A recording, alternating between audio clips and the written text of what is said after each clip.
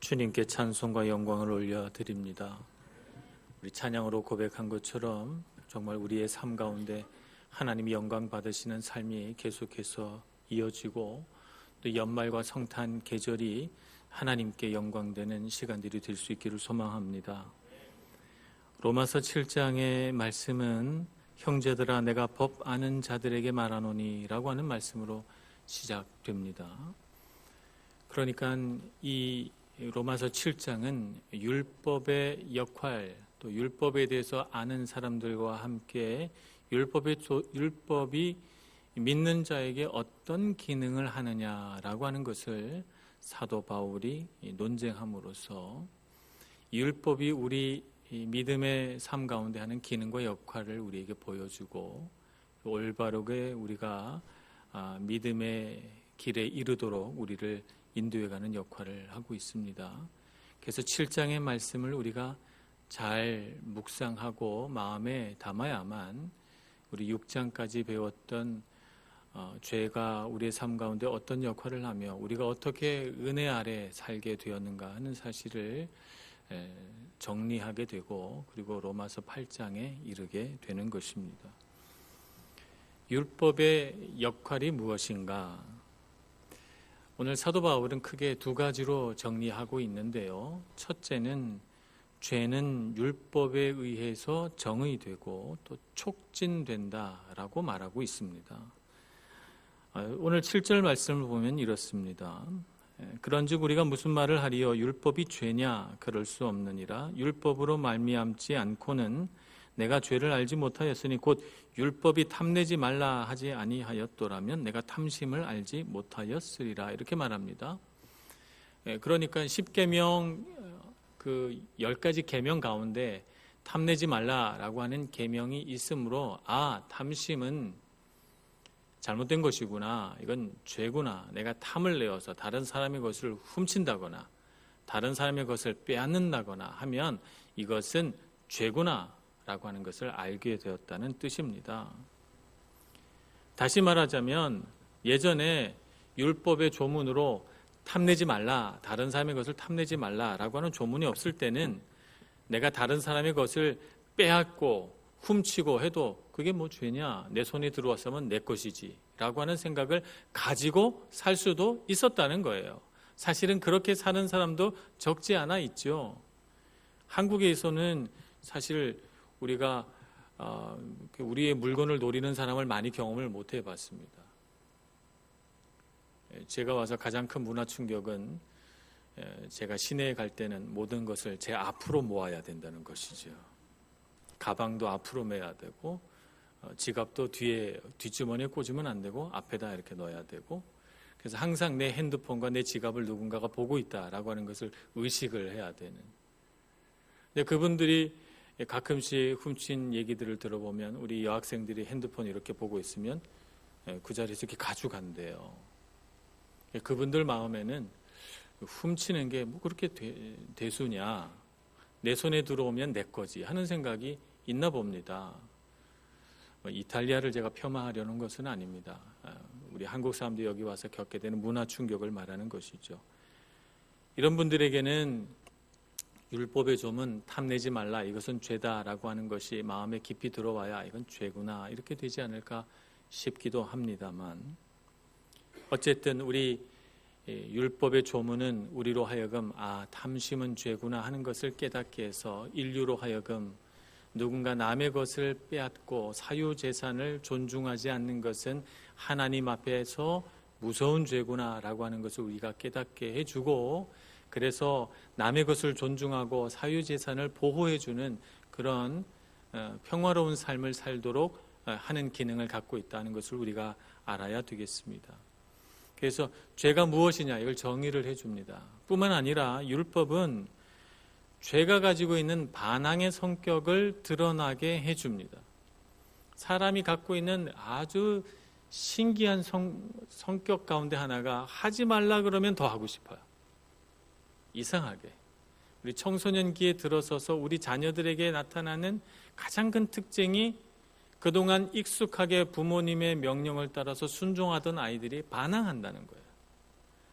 그냥 부모님이 입으라면 입고 먹으라면 먹고 그랬던 애들이 그 다음부터 하기 싫다고 그러고 내 마음대로 할 거라고 그러고 간섭하지 말라고 합니다. 하지 말라고 하면 더 하고 싶어 하고 말이죠. 이것은 사람들이 기본적으로 갖고 있는 어떤 죄된 성품, 죄가 갖고 있는 성격을 우리에게 가르쳐 줍니다. 그래서 하나님께서 모든 것을 자유롭게 하되 선악을 알게 하는 나무의 열매는 먹지 말라 했는데 그 먹지 말라 한 것이 먹고 싶은 거예요. 그래서 그 먹지 말라 한 것을 먹어보는 것이 이것이 죄가 갖고 있는 반항의 성격입니다. 어떤 큰 부자가 아름다운 호수에 호텔을 짓기로 결정을 했습니다. 호수는 늘 잔잔하니까 호텔을 그 호수변에 바짝 붙여서 지었습니다. 그래서 호텔을 아름답게 짓고 경치가 너무 좋아요. 그래서 이 호텔 주인이 방방이 다니면서 얼마나 조망이 좋은가 하는 것을 이제 알아보려고 갔는데 2층 베란다에 탁 나와서니까 어떤 생각이 드냐면 야, 여기서는 낚시를 이렇게 휙 던져서 낚시를 해도 되겠네 하는 생각이 드는 거예요. 그 순간 손님들이 여기서 낚시를 하다가 그 낚싯줄에 있는 추가 뭐 유리창에 부딪힌다든지 그러면 계속 파손의 위험이 있겠구나 이렇게 생각이 들어서 거기다가 써붙였습니다. 베란다에서 낚시하지 마시오. 어떻게 됐을까요? 매일 낚시하는 사람들이 생깁니다. 낚시하고 싶은 마음이 없던 사람도 낚시하지 마시오 이렇게 붙여 있으니까 낚시해볼까 하는 생각이 들어서 계속해서 1층 베란다에 낚시추가 와서 부딪히고 유리창이 깨지고 하는 일들이 일어납니다. 율법이 가지고 있는 또 하나의 어떤 역할이 뭐냐 하면 죄가 갖고 있는 이 반항의 성격을 드러낸다는 것이죠. 그래서 율법에 의해서 죄가 촉진된다 이렇게 볼 수가 있는 것입니다. 두 번째 율법의 역할은 무엇인가? 죄를 정의하고 죄를 촉진시킬 뿐만 아니라 또 하나는 율법이 우리에게 가지는 기능은 율법은 죄와 사망에 대하여 승리를 가져오지 않는다라고 하는 것을 우리에게 가르쳐 줍니다. 오늘 5절 말씀에 보면 이렇습니다. 우리가 육신에 있을 때에는 율법으로 말미암는 죄의 정욕이 우리 지체 중에 역사하여 우리로 사망을 위하여 열매를 맺게 하였더니 율법으로 말미암아 죄의 정욕이 사망의 열매를 맺게 한다는 것입니다. 율법을 따라 살아가려고 하니까 계속 죄의 정욕이 우리 안에 역사해서 우리 삶에 생명이 일어나는 것이 아니고 사망이 생긴다는 것이에요. 이것을 어떻게 설명할까요? 율법에 얽매이지 말고 자유롭게 살아라 라고 하는 이런 생각을 자꾸 사탄이 우리에게 심어줍니다. 율법대로 살면 너무 우리 인생이 답답하지 않냐. 그러니 가끔씩 법을 어겨도 괜찮다. 율법대로 살려고 하면 답답하다. 그러니 율법대로 살지 말고 자유로운 삶을 살아라 라고 하는 거짓말을 자꾸 우리 마음속에 주어서 거기에 유혹이 되고 거기에 속아서 죄를 짓게 만든다는 것이죠. 그래서 정말 자유해질 줄 알고 율법 없이 내가 한번 자유롭게 살아보리라 하고 살아보면 놀랍게도 그 죄의 결과들이 우리를 따라와서 결국에는 그 죄가 우리를 묶는 것을 보게 됩니다. 법을 어기게 되면 법에 따른 우리가 처벌을 받게 되고 그 처벌이 우리로 하여금 우리 마음을 묶고 우리를 부끄럽게 하는 것처럼 똑같습니다. 자유롭게 살려고 하면 할수록 죄책감이 우리의 마음을 묶고 우리의 마음을 무겁게 합니다.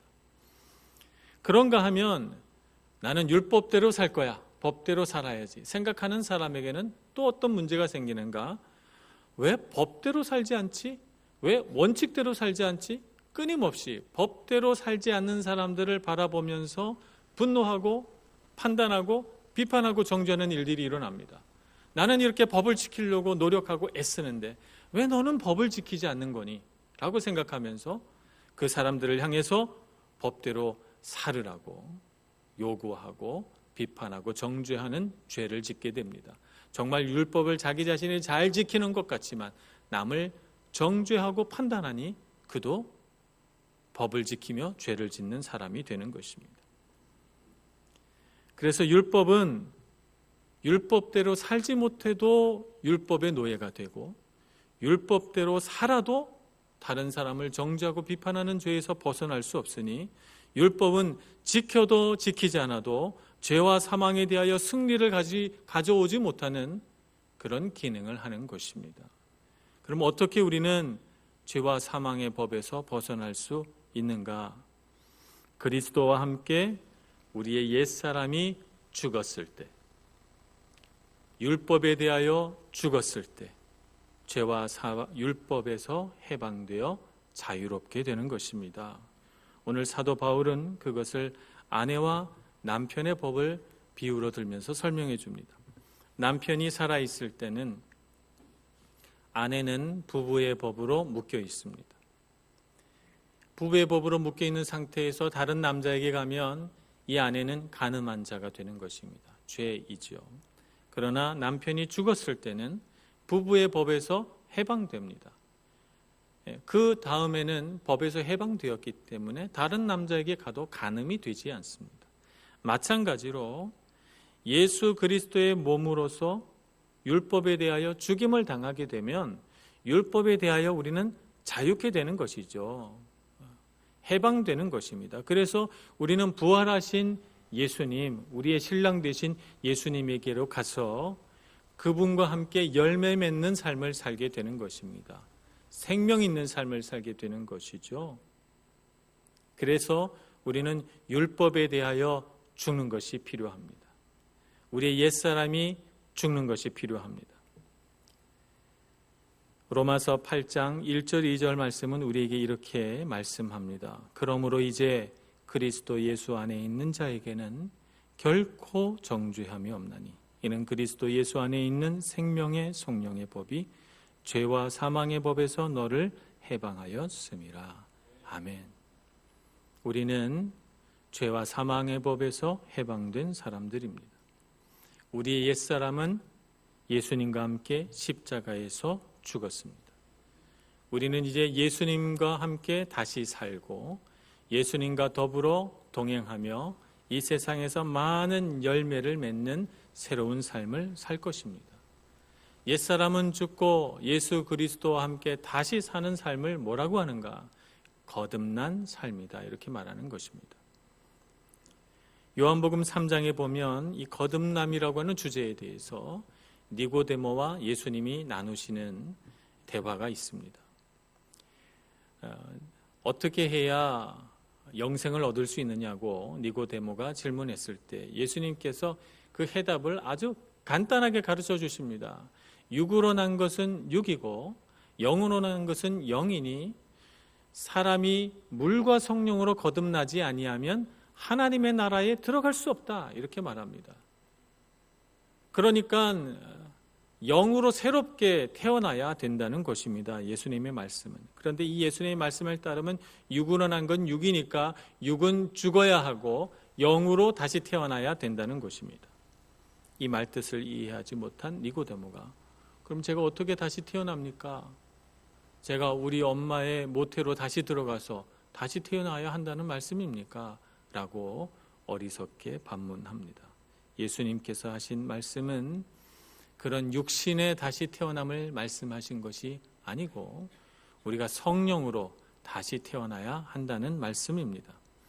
이스라엘 백성들이 광야에서 불뱀을 만나게 됩니다. 불뱀이란 아마 독을 가진 독사를 말하는 것 같습니다. 불뱀에게 물려서 많은 사람들이 죽고 또 죽을 위험에 처해 있었습니다. 그때 하나님 앞에 모세가 기도하자 하나님께서 이 사람들을 살릴 방법을 가르쳐 주셨는데 그것은 놋으로 뱀을 만든 다음에 이 뱀을 장대 위에 높이 달아서 사람들이 쳐다보게 하라라고 말씀하신 거예요. 이 놋뱀을 보는 사람마다 살리라, 이렇게 말씀하셨죠. 마찬가지로 예수 그리스도께서 십자가에서 죽으셨는데 나무에 달리신 예수 그리스도를 바라보는 사람마다 살게 될 것이라고 말씀하고 있는 것입니다. 예수님께서 육신에 대하여 죽음을 선포하셨습니다. 우리 옛사람은 예수님과 함께 십자가 위에서 죽었습니다. 우리의 죽음이 거기에 있고 우리의 생명이 또 거기서부터 출발합니다. 예수 그리스도의 십자가 은혜를 바라보는 사람만이 새로운 생명을 누릴 수 있기 때문에 그렇습니다. 육신으로 태어나 육신 가운데 살면서 죄와 사망의 법에서 벗어날 수 없었던 이 나를 우리는 옛사람이라고 합니다. 이 옛사람은 예수님과 함께 죽었습니다. 우리는 예수님의 십자가 은혜 아래에서 성령으로 다시 태어난 사람입니다. 우리는 영원한 생명을 가지고 있습니다. 이제 내 안에 살아있는 사람은 나의 옛사람이 아니고 예수 그리스도임을 알아야 되겠습니다. 그러므로 우리는 우리 자신을 새롭게 발견해야 합니다. 나의 옛사람은, 내가 익숙하게 알던 사람은 죽었습니다. 나는 이제 새로운 사람이 되었습니다. 내 안에서 새롭게 발견되는 나 자신을 발견해야 되는 것이죠. 새로운 정체성을 가지고 살아야 한다는 뜻입니다. 그래서 우리는 나는 누구인가를 새롭게 정의해야 합니다.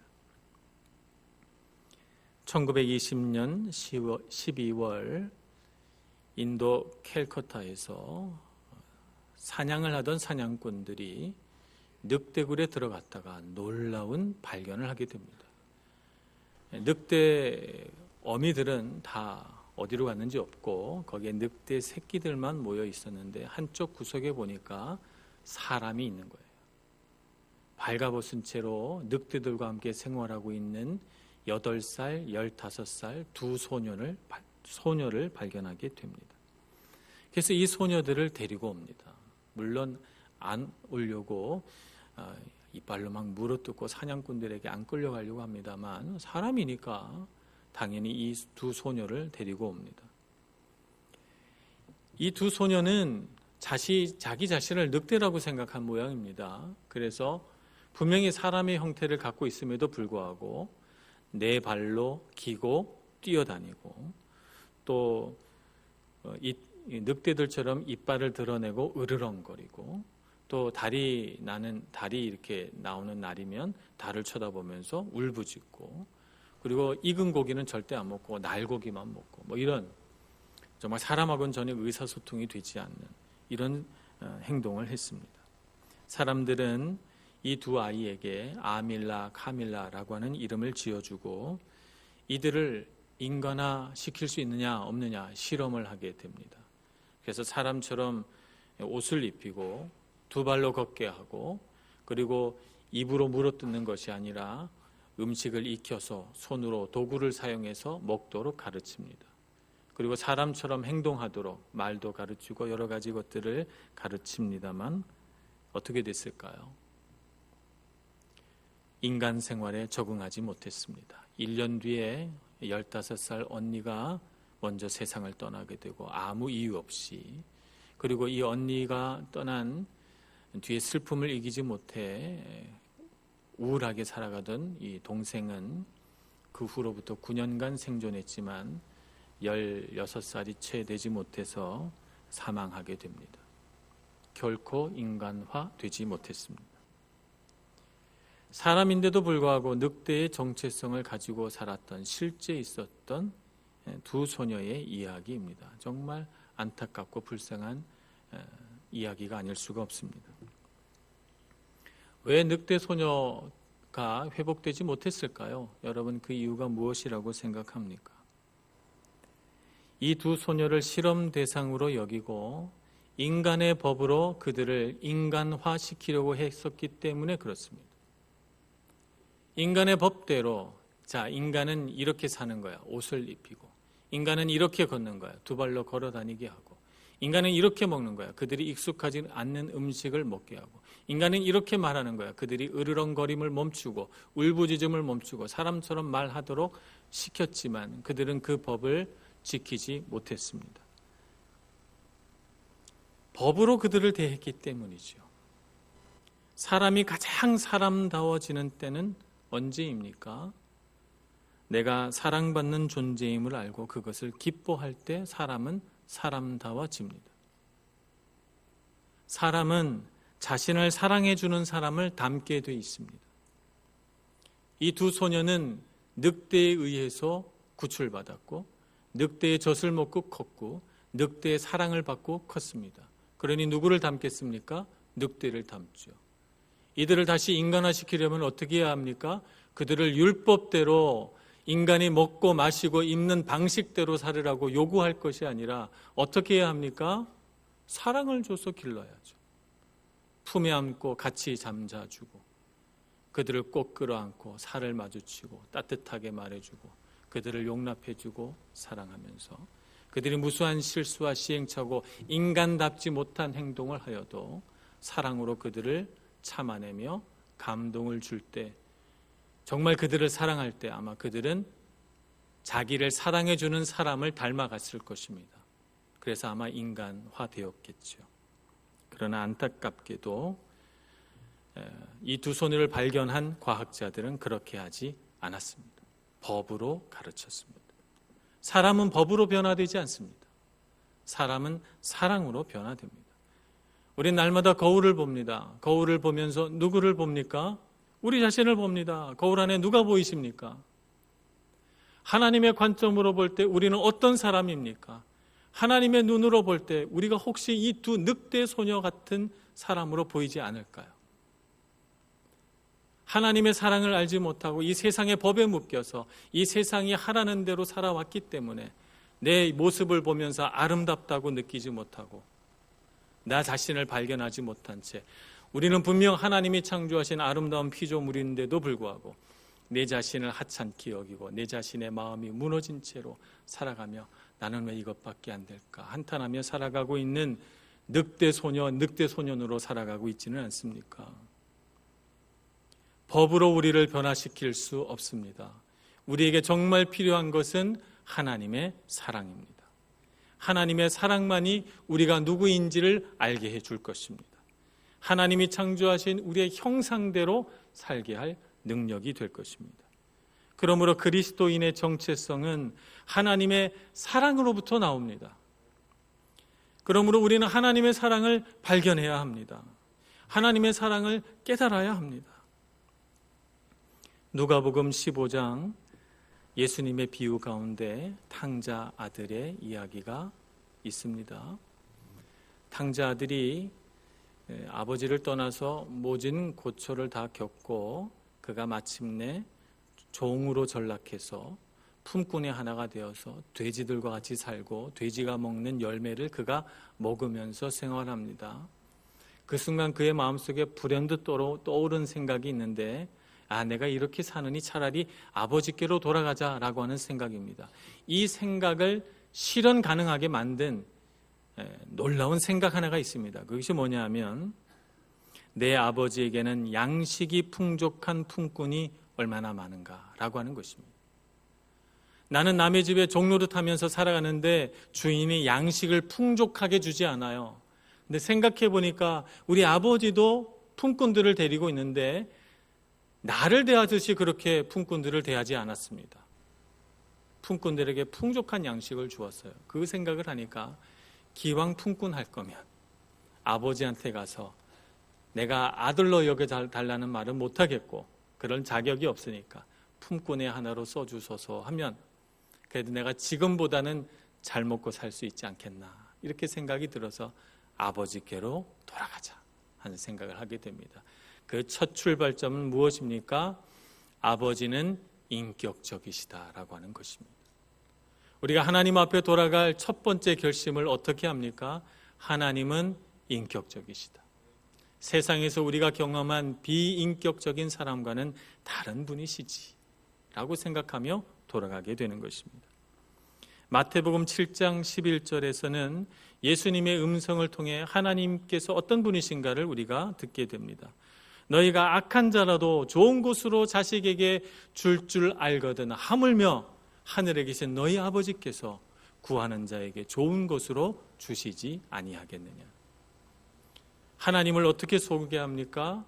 우리 인간의 불완전한 아버지 상보다 훨씬 더 좋으신 우리에게 가장 좋은 것을 주시고자 하는 선한 아버지로 우리에게 소개합니다. 하나님은 그런 분이십니다. 선한 아버지는 우리에게 좋은 것을 주시고 싶어 하시고 우리가 구할 때 어떻게 하면 제일 좋은 것을 줄까 생각하시는 분이십니다. 그래서 하나님께서는 우리에게 정말 좋은 것을 주셨습니다. 로마서 8장 32절은 이렇게 기록합니다. 자기 아들을 아끼지 아니하시고 우리 모든 사람을 위하여 내주시니가 어찌 그 아들과 함께 모든 것을 우리에게 주시지 아니하겠느냐. 아들의 목숨도 주셨는데 무엇인들 아까워하겠는가. 그러니 하나님께서 우리에게 구하는 모든 것 무엇이든지 주실 수 있는 분이다. 하나님은 그런 분이십니다. 선한 아버지이시고 아낌없이 주시고 아들의 생명까지도 내어주시는 하나님의 사랑을 발견하시는 여러분들 되시기를 축복합니다. 이 하나님의 사랑 안에 우리가 있습니다. 나는 어떤 사람인가? 이렇게 하나님 앞에 사랑받는 사람입니다. 하나님이 우리 한 사람의 생명을 구원하시기 위해서 말할 수 없는 대가 지불을 하셨습니다. 우리는 이 하나님의 엄청난 대가 지불 만큼 가치롭고 귀한 존재입니다. 하나님의 사랑을 보고 하나님의 사랑 안에 거하고 하나님의 선한 성품을 닮아 하나님처럼 성장해가는, 하나님의 성품을 닮은 사람으로 성장해가는 저와 여러분 되기를 소원합니다. 예수 그리스도를 통하여 우리에게 구원의 문이 열렸습니다. 그러므로 우리는 갈라디아서 2장 20절의 고백을 우리 안에 할 수 있어야 합니다. 갈라디아서 2장 20절 이렇게 말씀합니다. 내가 그리스도와 함께 십자가에 못 박혔나니 그런즉 이제는 내가 사는 것이 아니요 오직 내 안에 그리스도께서 사시는 것이라. 나의 옛사람은 예수님과 함께 십자가에서 죽었고 이제는 내 안에 내가 사는 것이 아니고 나의 옛사람이 사는 것이 아니고 예수 그리스도께서 사신다. 이렇게 고백합니다. 그런데 지금 내가 살아있잖아요. 이렇게 말씀합니다. 이제 내가 육체 가운데 사는 것은 나를 사랑하사 나를 위하여 자기 자신을 버리신 하나님의 아들을 믿는 믿음 안에서 사는 것이라. 그리스도께서 내 안에 계신 것은 나를 너무 사랑하셔서 나를 위하여 자기 목숨도 버리셨기 때문에 내 안에 계신 것입니다.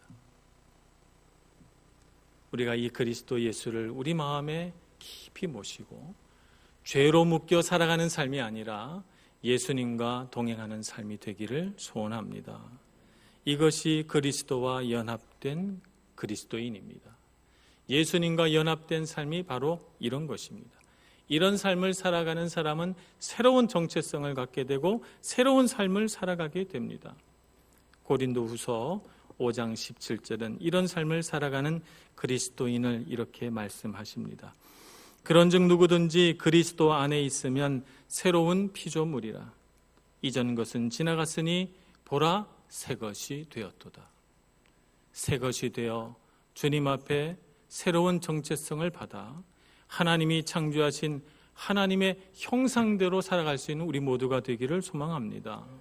세상은 끊임없이 우리에게 옛사람으로 돌아오라 라고 요구하고 하나님을 닮지 말고 세상을 닮아라 얘기하지만 우리는 옛사람이 죽었노라 선포하고 세상을 닮기보다 하나님 닮기를 소원하며 예수 그리스도와 동행하는 사람으로 살 것입니다. 우리는 새로운 피조물입니다. 새로운 정체성을 가지고 살아갈 수 있는 저와 여러분 모두가 되기를 간절히 소원합니다. 기도하겠습니다. 자비로우신 하나님 아버지, 우리가 주님 안에서 얼마나 귀한 은혜를 입었는지 알게 하여 주시옵소서. 주님의 사랑으로 우리가 예수 그리스도와 연합되었으며 그 연합된 관계 안에서 새 생명을 누리고 새로운 삶을 살게 해주시니 감사합니다. 이전 것은 다 지나갔으므로 이전에 우리가 매여 살았던 모든 것들을 버리게 하여 주시옵소서. 이제는 새로운 피조물로서 새로운 정체성을 가지고 새로운 방식대로 살 수 있도록 저희들을 인도하여 주옵소서. 예수님의 이름으로 기도합니다. 아멘.